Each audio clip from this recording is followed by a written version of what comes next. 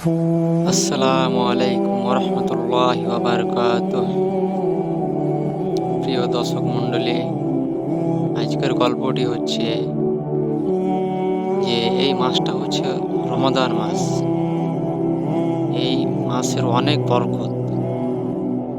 আল্লাহ তাআলা বলেছেন যে আমার সন্তুষ্টির জন্য কেউ যদি এই মাসটাতে রোজা রাখে, তা আমি আল্লাহ তাকে নিজ হাতে নেকি দেব। আর আল্লাহ যেটা নিজ হাতে দিবেন সেটা অবশ্যই জান্নাত হবে। তাই আমরা আল্লাহর সন্তুষ্টির জন্য এই মাসটিতে আমরা আল্লাহর ইবাদতে মশগুল থাকব। তো আমাদের মধ্যে অনেক ভাই আছে যে তারা এই রমাদান মাসে তারা রোজা রাখবে কেবল ভয়ে।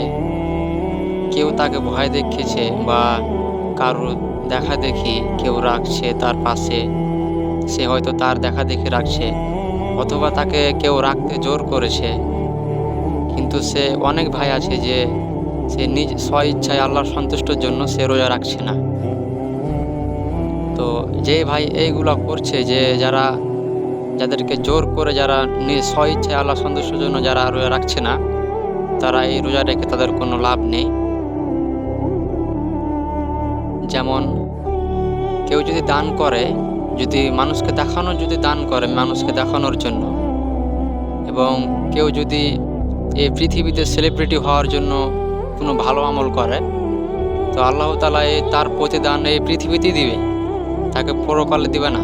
কেননা তাকে কিয়ামতের মাঠে বলা হবে যে তুমি তো পেয়েছো, তুমি পৃথিবীতে সেলিব্রিটি হওয়ার জন্য তুমি আমলটা করেছিলে, তো তুমি তখন তো মানে সেলিব্রিটি হয়েছিল বা তুমি তখন সম্মানিত হয়েছিলে, পৃথিবীতেই তোমাদের ওটা থেকে যাবে, পরকালে সেটা যাবে না এবং সে ব্যক্তিকে জাহান্নামে যেতে হবে।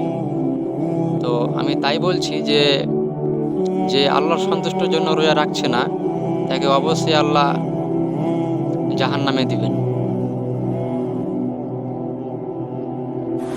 এবং আরেকটি কথা, যে হে প্রিয় ভাইয়েরা, এটি হচ্ছে একটি রমাদান মাস।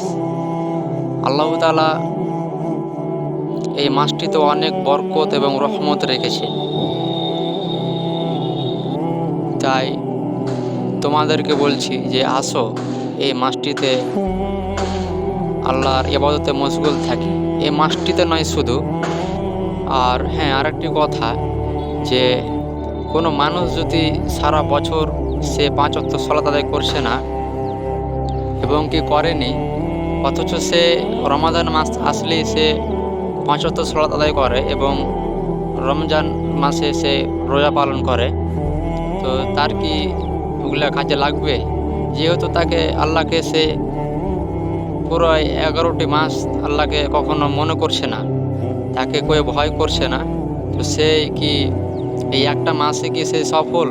সেটা কখনো হতে পারে না।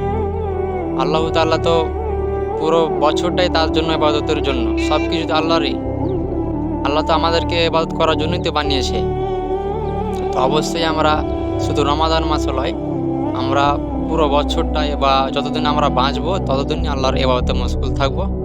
আসুন আমরা এগুলা পালন করি। আল্লাহ আপনাদেরকে ভালো রাখুন। আসসালামু আলাইকুম ওয়া রাহমাতুল্লাহ।